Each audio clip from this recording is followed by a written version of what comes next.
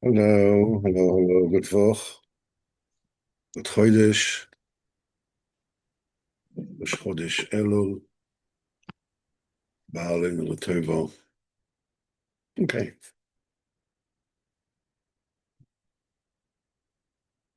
so we are starting as it is our minhag whenever it is that we actually have able, whenever it is that I'm able to come here and have a shir. We're starting with the story of the Baal Shemtov, a story about a wealthy person that would go a lot, travel to see the Baal Shemtov, and this rich person had one son was very Tzliach was was a good kid. So this wealthy person asked the Baal Shem Tov that his son, the rich man's son, will spend 3 years with the Baal Shem Tov and learn from him and he he paid he gave a lot of money to Baal Shem Tov for this. And he said the only condition that he had was that wherever it is about Shem Tov will travel, that he would take his son with him, that rich man's son with him. Now, throughout that time, the Baal Shem Tov did not go anywhere. But towards the end of the third year, the Baal Shem Tov, the Shabbos said, the wagon, let him prepare the wagon, and he started traveling, and he took the boy like he promised his father. Before Chatzos, they came to an inn, and they asked the innkeeper for a special room for the Baal Shem Tov. And since that place was very, very far from the Baal Shem Tov, the innkeeper didn't know him and didn't hear of him.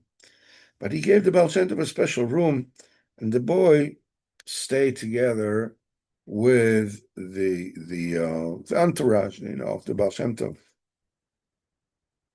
They're the main hall of the inn. Yes, that's the way it used to be those days. So when they were there, the boy sat under the table in the inn, and he started singing to himself. He was telling, a song. Now there was a goy that stayed at the inn, and he looked at the boy, and he liked the boy, and he went to the innkeeper and says to ask to please invite the boy to sing, so that he himself will be able to dance, to the singing. So he's willing to buy. If the boy does that, he's willing to buy wine for all the people in the inn. Wine on him. So the innkeeper went to the boy and asked him. So the boy said, if Baal Shem Tov agrees, then I will do it. The Baal Shem Tov says, yeah, do it. And the boy stood by the table and started singing. And the guy asked him, what's your name? And he says, Moshke. And the guy starts dancing. And he says, Ta Moshke. Ah, yeah, Ivan. In other words, you are Moshke and I'm Ivan. And the way that he promised the innkeeper, drinks were on him for everybody there. The boy kept on singing. After about an hour or more, the Baal Shem Tov says, okay, please prepare the wagon so you can go back home. And that's what they did. And later on, the boy went back to his father. Years later, the boy Baruch Hashem got married to a big merchant. On his trips, as it used to be in those days, his wagon was attacked by robbers. They wanted to kill him. And the boy begged for his life. So they took him to the chief robber. The chief robber looked at him, said, "Is your name Moshka?" He said, "Yes." He said, "Do you recognize me?" And the boy says, "No." He says, "Did you forget that evening in the inn When you sang for me and I danced, she says, no, I remember I sang and you said, you Moshke Aivan. He says, yeah. He says, and that's the case, you are saved from death. You are able to, you're able to convince many people not to kill you, but to bring it to me. So you must be, somebody who's successful. I like it. So not only this, he gave this boy back the money was taken from him and gave him more money and says, told his people, go ahead and take this boy Moshka, this man Moshka. He says, don't touch him. And this is how the boy went back to his house. He returned back, Baruch Hashem.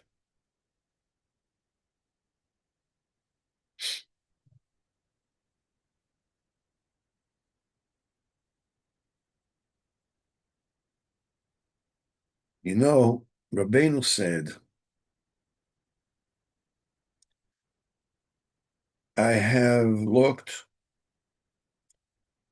at each one of you personally, all of you together, and each one of you personally. Reb Nosson said that in one of his letters says, I I know for a fact, and I believe as a Muna, that when a person comes to Rabbeinu and he gives him Shalom Aleichem, Rabbeinu knows everything about him. Not only that, he wrote down, he says that I believe Bevada and I know. Rabbeinu knows all Nishmas Israel. Whatever happened to them from when they emanated from HaKadosh Baruch Hu, what will happen to each and every one until his very, very end, until he receives that Hashem Tikkun. Rabbeinu said, I see each one of you. I looked at each one of you personally.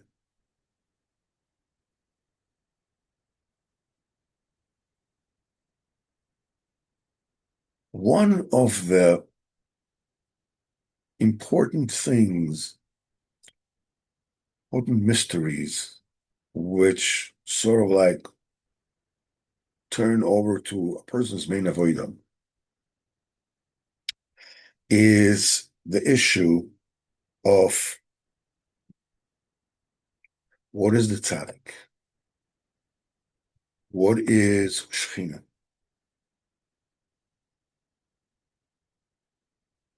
What is the right thing for me to do in avodas Hashem? In all those things, many of us tend to be in a fog. Like, what is a tzaddik?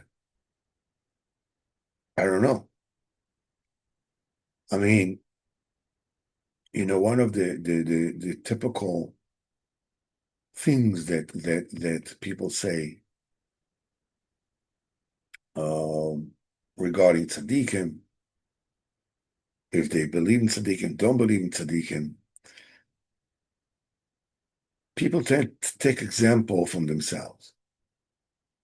You see a tzaddik, let's say that he has ruach hakodesh, that or that the entire highest to everything in the world comes from the tzaddik. Usually, the thing that people that don't believe will say, he's just a person. What do you mean he's just a person? What are you saying? Basically, what they actually mean is that I am just a person, and the tzaddik is just a person, and I know that I'm not able to do this, or I don't have Ruach HaKodesh, or all these inyonim of knowing the neshamas and knowing where they come from and where they will end up, and everything that they did in their life. I don't know that. And since this is my only, point of comparison, so Mr. Maybe the tzaddik cannot do that either because he's just a person. Which actually mean to say because I can't do it, therefore he probably couldn't do it either. That's what the problem is. when it comes to the shechina, what is the shechina? Baruch Hu's presence in this world. What does it mean? The shechina is the Kodesh Baruch Hu himself. And then what do we mean that the Kodesh Baruch Hu and the shechina are two parts of one thing? And then when you do what you need to do, you're causing unification of Kutchavihu and Shchinte. What does it all mean? Kodesh Baruch Hu and Shechina is one thing. How can there be two things?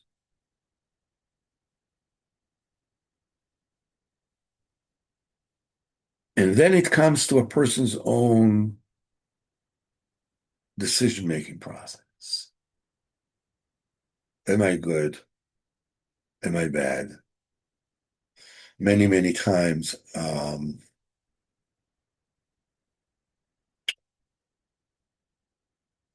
I truly have no idea. It seems to me that the bad stuff that I do is really bad. What about the good stuff? You know,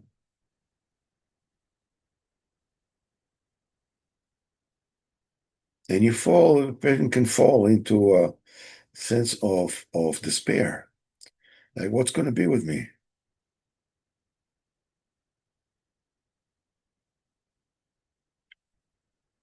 I know the bad is bad, and the good, I have no idea. I don't know. How can I decide? How can I take a chance on this? And I come up with this lopsided view on who I am and the way I am. So comes the question of like, so what's next? Wherever it is that I look, I see that I lack in my interactions, in uh, the way that I treat my family or other people, or the way that I daven and the way that I learn. Every single place I look at, I see what's not good about it. So you have three things here. The tzaddik, I don't know what the tzaddik is.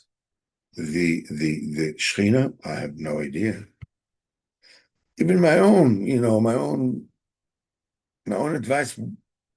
What should I do? What is right for me? What is it? I have no idea.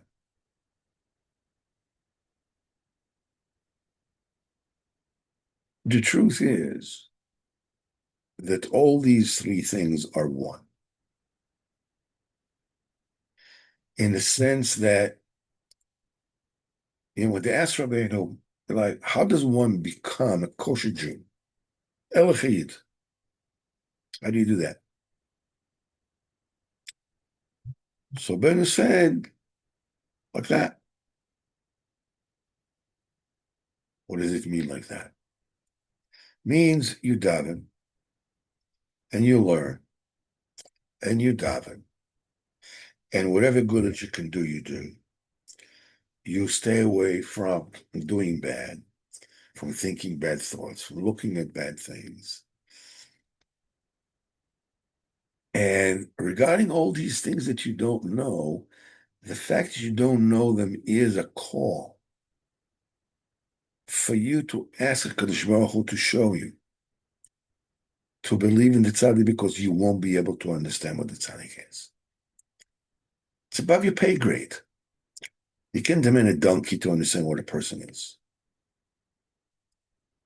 The Balatani says, that Nevi'im, the level of Nevuah, the tzitkas of Nevuah, he says it's almost like a different, a level of species. In other words, there is the inanimate, there is the plant world, there is the animal world, there is the talking world of people, and then there's the level of Nevuah, of Nevi'im. It's a whole quantum leap. The greater, because the plants are way beyond the inanimate world, and the living is way beyond the plant world, and men are even more of a quantum leap, a million donkeys don't make one person. And the same thing comes to the tzaddik emes. Tzaddik emes is greater than a regular person is, than a person is greater than an animal. How do you know that? How do you say that? What's the picture of us?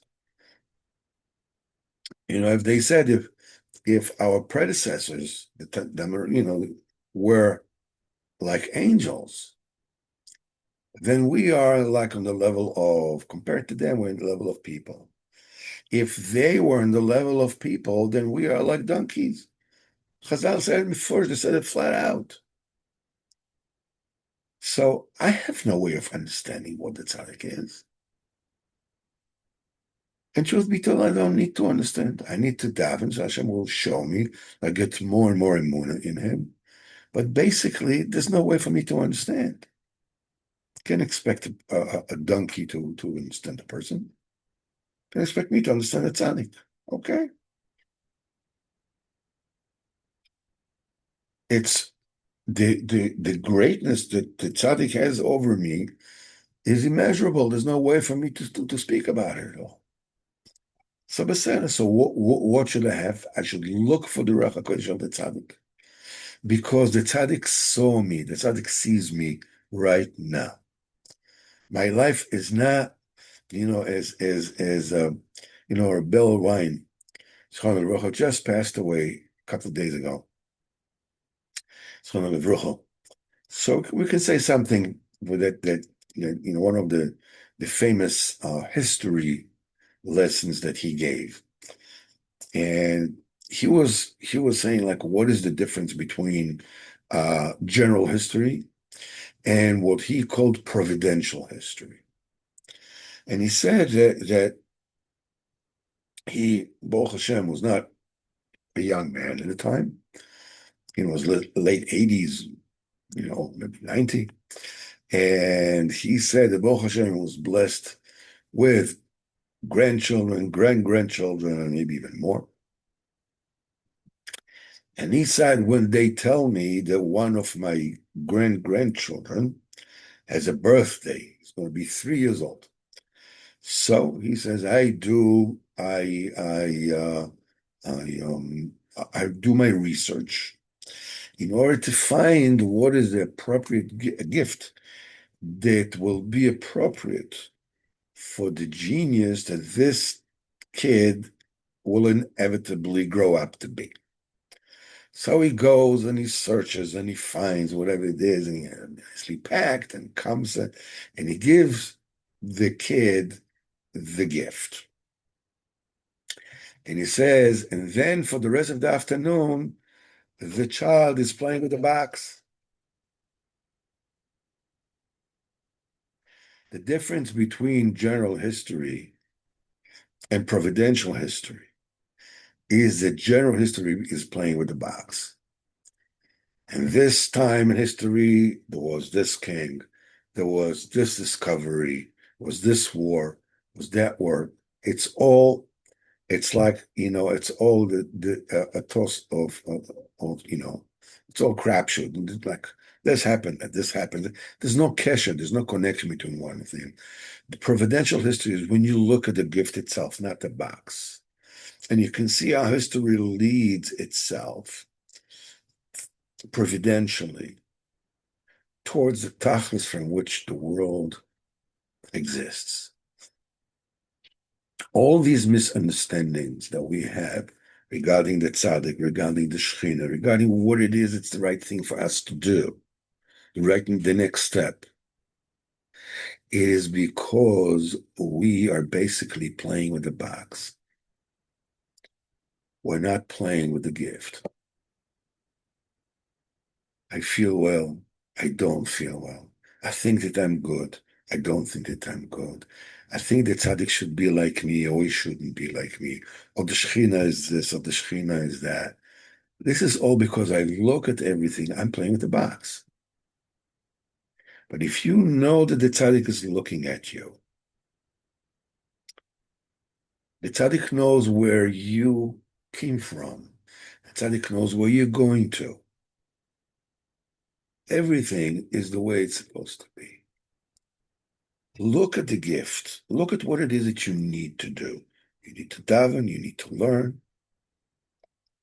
And now, if the thing is that you also need to be not depressed, right? So this is for this week's Parsha, Parshas Re'eh it was. It says, Re'eh Anochi notze lifnechem hayom, bracha and klala. See that I'm putting before you today the blessings and the curses.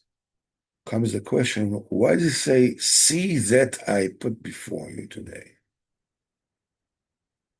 He says, I'm giving before you today, bracha and klala. What do you mean, see that I'm giving? What's the see coming from? The answer is, every situation has klala and bracha built in. It all depends what you're looking at. If you're looking at your situation as a bracha,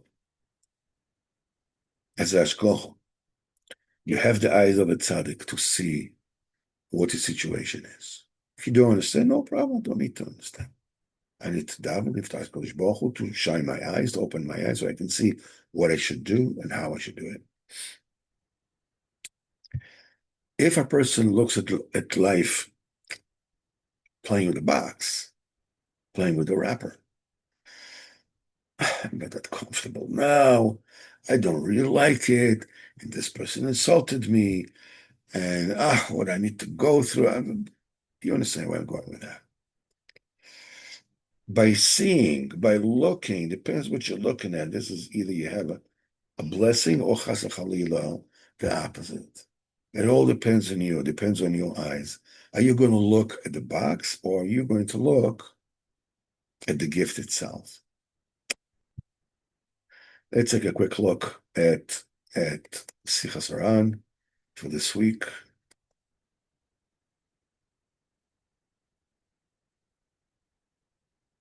And here we go. This is a very important point.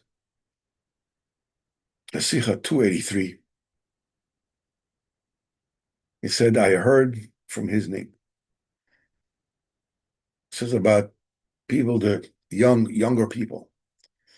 Those that are, we're talking up here about people that are interested in the Avodas Hashem.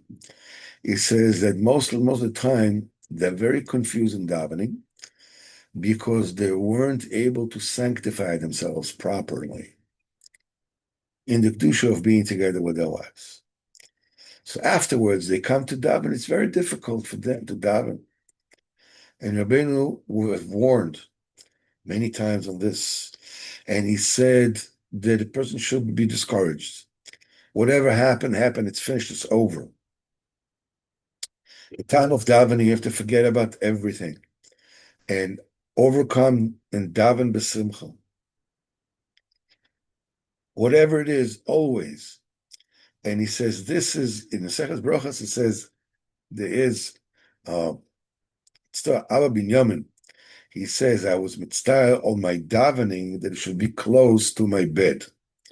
So there is Torah Lakutim Aran, the Rabbeinu says in Torah Tes, in great length about the secrets that are in this Ma'amar of Abba Binyamin. Rabbeinu talks about here about this inyan. He says, my prayer will be close to my bed, because my bed is Lashon Zivug, because it's only, a person being his wife. As this is, I always daven to my tefillah, will be close to my bed, so I'll be able to daven immediately afterwards, and this inyan will not confuse me, will not throw me off.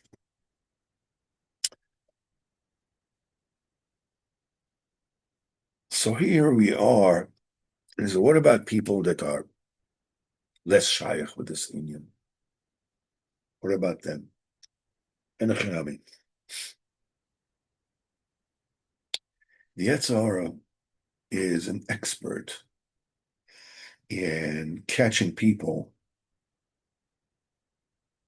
on this inyan. Could be in thoughts, could be in diburim, could be in looking at things one should not look at. And there are fantasies. People fantasize about these kind of things. There's no age for that.